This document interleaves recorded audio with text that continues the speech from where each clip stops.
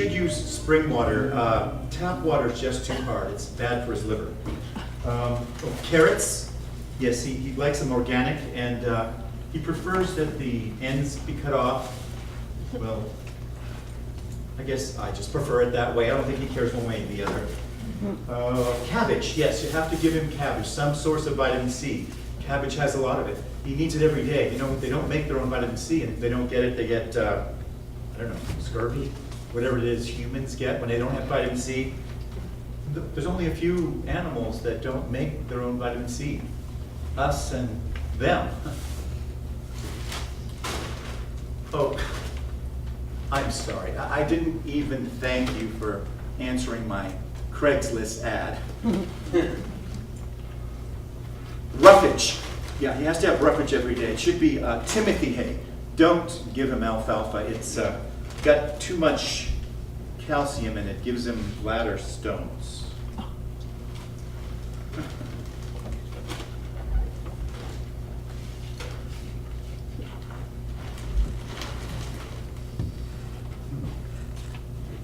Pete died not long after my son, Evan, did. Poor little guy is buried in a shoebox under a rock next to the house. Our marriage died somewhere between Evan and our guinea pig, Pete. My wife and I separated a year after our son died. You know, the experts told us that I think she wanted to separate the next day, but the experts insisted that we wait a year after a major trauma like that, you know, not make a major decision. So I think she was holding her breath and holding her nose because she waited almost exactly a year, and then she asked me to move out.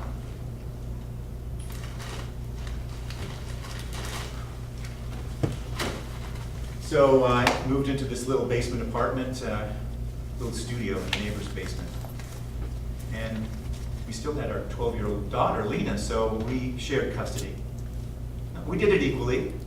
Yeah, I took her every other weekend, which meant that Donna was alone every other weekend. I mean, we hadn't been alone for a quarter of a century, so she wanted another companion pet. Pete was gone, so I said, please, not a dog or a cat. I mean, based on our experience with Pete, I knew I'd end up doing most of the caregiving.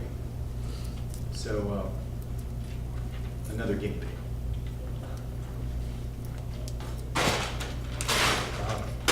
Florida diet. This is the pellet food that you should feed them. It's a little bit more expensive, but these Peruvian longhairs tend to be a little fussy.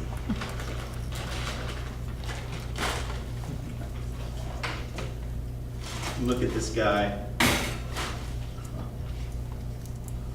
Yeah. He's just a big ball of fur. You can't tell one end from the other. Yeah, like those tribbles. You know, the trouble with tribbles. Star Trek? No, I'm just a fan. I don't think I'm a Star Trek nerd.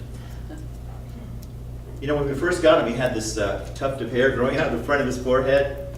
It looked like a rhinoceros's horn, so we called him Rhino. Come to think of it, isn't a rhinoceros's horn supposed to have evolved from a tuft of hair? No? Are you sure? Huh. I must have dreamt it. Well, she wasn't alone for long. And she started that online dating. I don't know, I guess women have more luck with it than men do. I sure didn't. I went on one online date. I was waiting outside the restaurant, and I recognized this woman coming across the parking lot from her online dating profile picture. So she's kind of looking at me with this little sidelong glance and wrinkling her nose. So I said hello. I go into the restaurant. You know, I haven't dated all that much. Even before I was married, I would just get involved real quickly with a woman. So I had to learn from sitcoms and romantic comedies that women on a first date, they usually don't order much at all, and eat even less, sometimes nothing at all. So I was a little surprised when she ordered the most expensive items on the menu and ate every bite. I thought maybe she was just comfortable with me. And the waiter came, and I gave him my credit card. And She was finishing her dessert. She kind of looked at me with that sidelong glance, wrinkling up her nose, looking over her baked Alaska or whatever it was, and said, "You know you don't look anything like your profile picture."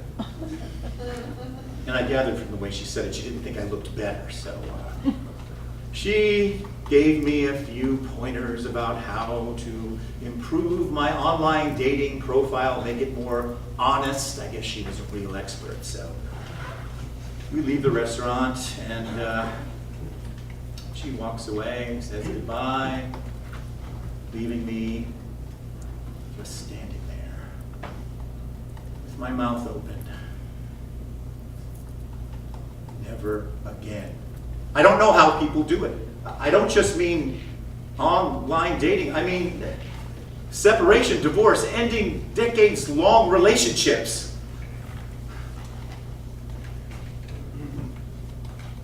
Yeah, poor guy. Yeah, she left you. Left you all alone. Left Lena. Left me.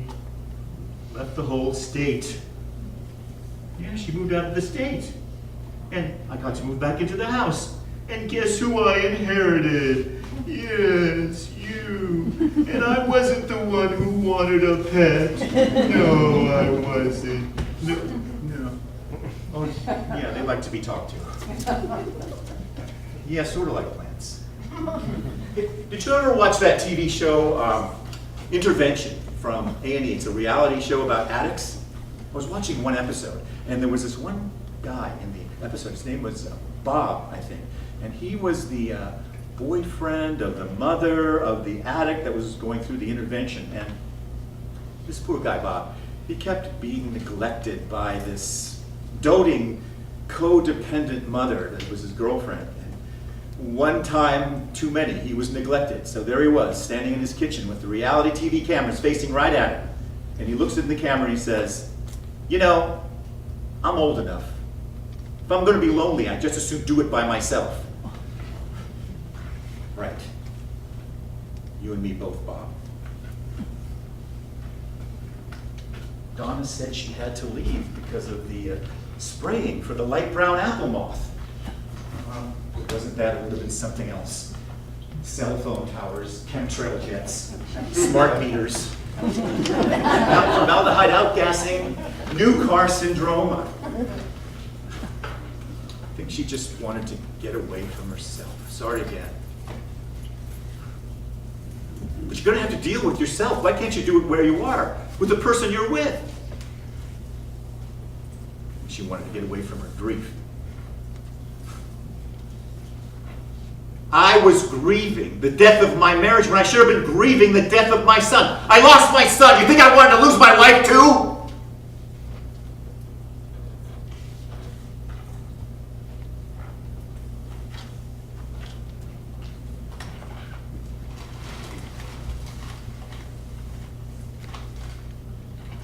Healthy Bits? Yeah, he really likes these treats. Healthy Bits treats, they're his favorite food. They're a little expensive, but you really have to get them for him. I got you an extra bag.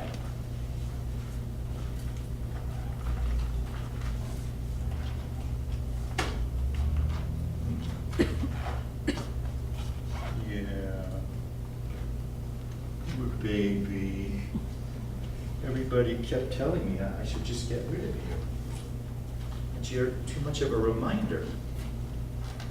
Do they think I wouldn't be reminded by the place we live together, by the anniversaries that keep coming around on the calendar, by looking in my daughter's eyes? Thank God Lena's still with me. Yes, sweetie, she's been gone for years. And she's got a new boyfriend. They just celebrated their 2-year anniversary last month. A week after what would have been our 29th wedding anniversary. Wait a minute. We haven't finalized our divorce yet. Technically, we're still married. That was our 29th wedding anniversary. The beginning of the 30th year of our marriage, and they said it wouldn't last. Yeah. Oh.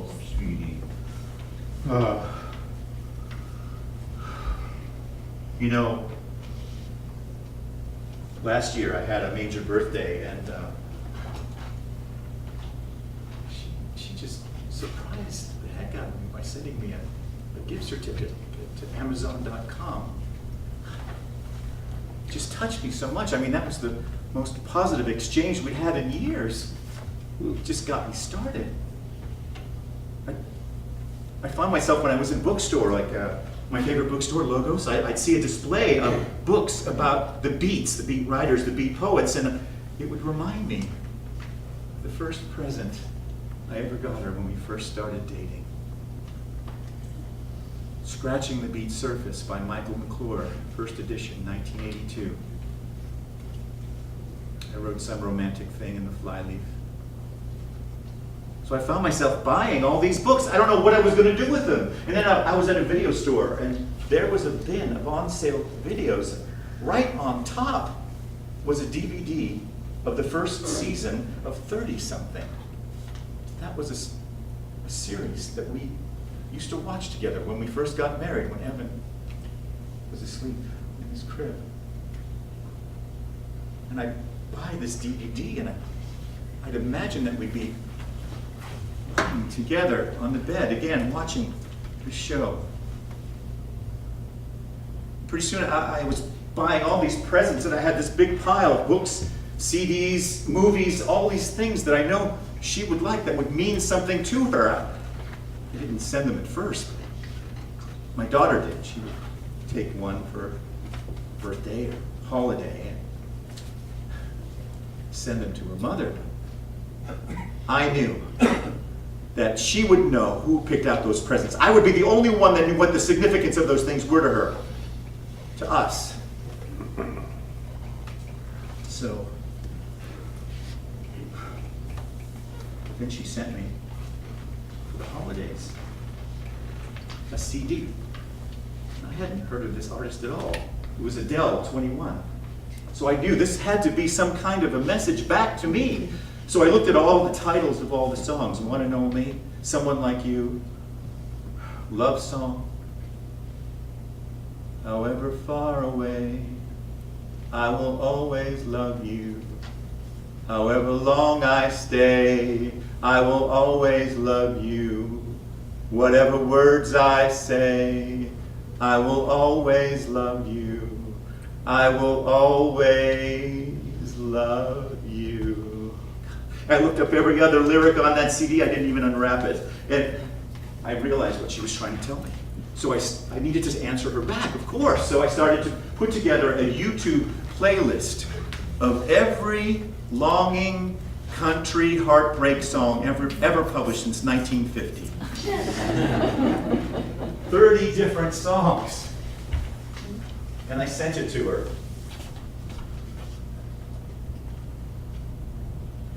I fall to pieces. I can't help it if I'm still in love with you. Making believe that you still love me. It's leaving me alone and so blue. Making believe I'll spend my lifetime loving you and making believe. Oh, no, he likes the movement. It's good. No, it's really good. So then, I put up this memorial page on Facebook for my son, Evan, and I noticed that my wife commented on a drawing that I made of him based on one of the last photos ever taken. And a few days later, I noticed that this guy that I don't know has also commented. So I took a look at his Facebook page. He lives in the same city as she does. Got curious, did a little Googling, He's living at the same address. They're living together. Cohabitating. I'm still sending her support, not to mention all these silly presents. So, my wife asked my daughter, why did he get so upset about that CD? I just, it was just a random CD. I thought he might like the music. Adele 21, have you heard about that CD? Earlier in the year, it won all these Grammys. And so people were interviewing Adele. What inspired you to create this CD? And the answer is, she was responding to a man who broke her heart, a terrible love affair that ended terribly for her. And the CD was basically saying, fuck you, to him. So yeah, she thought I'd like the music. Well, she was right about that. Look, I just want that she take good care of him. I mean, just make sure he gets his water every day, carrots and cabbage, his rumpish, pellet food, his treats. I made you a list.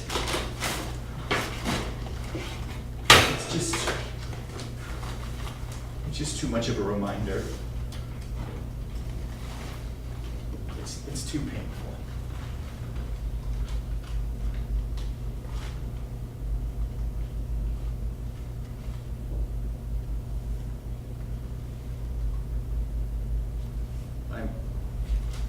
I'm sorry. I'm sorry, I didn't mean to waste your time. Give you this long story about my personal life. I'm just not ready to give up on right now. I'm gonna hang on.